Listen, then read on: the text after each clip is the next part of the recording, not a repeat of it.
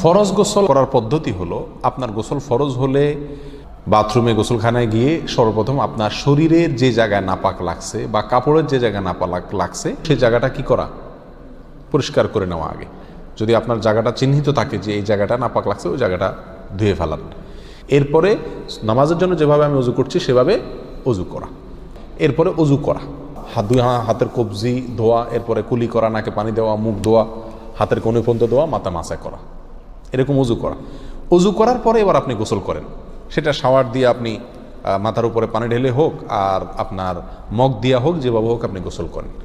গোসল করা শেষ হয়ে গেলে, গোসল করে যখন বের হয়ে যাবেন, তখন যাওয়ার আগ দিয়া ওই যে পাও ধোয়া বাকি আছে হুজুর, যাওয়ার আগ দিয়া পায়ের ওখানে পানি ঢেলে টাকনো পর্যন্ত পাও ধুয়ে ফেললেন, বাস গোসল হয়ে গেল।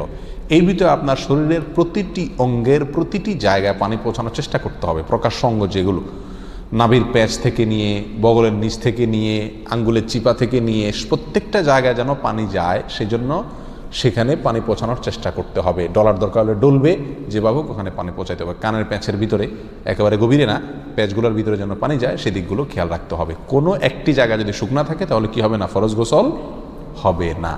অতএব পরিপূর্ণ শরীর যাতে ধোয়া হয় সেদিকটা খেয়াল রাখতে হবে।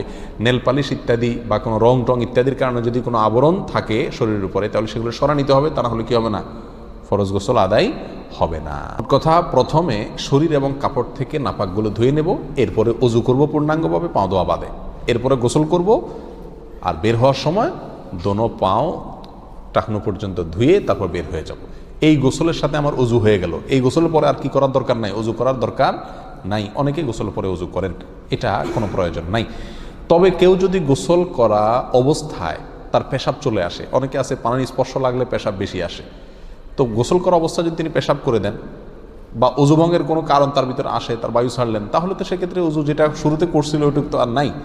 তাহলে তাকে আবার কি করতে হবে, নতুন করে গোসলের পরে অজু করতে হবে। এ হলো মোটামুটি ফরজ গোসলের পদ্ধতি।